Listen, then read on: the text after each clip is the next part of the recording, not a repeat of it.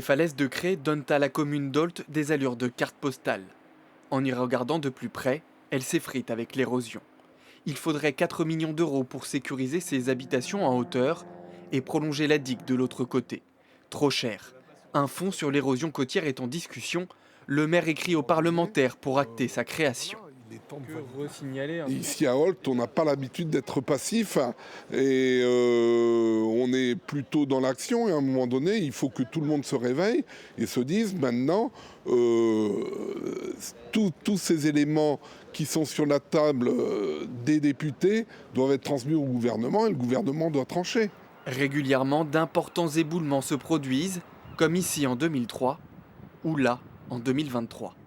Difficile de lutter contre Mère Nature.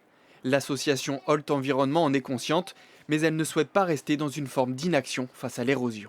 Il y a eu des grands travaux sur le centre-ville, des énormes travaux qui ont coûté assez cher et ainsi de suite.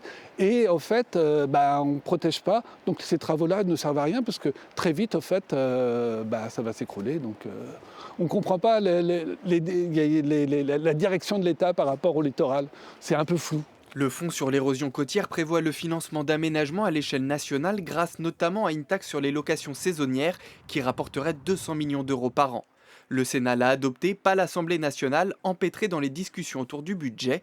Pour les défenseurs du projet, il faut agir vite. À l'échelle de plusieurs dizaines d'années, ce sont des dizaines de milliards. En 2100, ce sera plusieurs milliards si on ne fait rien aujourd'hui. Donc le coût de l'inaction serait absolument terrible. Donc ces élus ont besoin que l'État vienne en soutien de leur stratégie d'adaptation des territoires littoraux. La députée essaiera dès janvier de remettre le texte pour la création du fonds à l'agenda de l'Assemblée.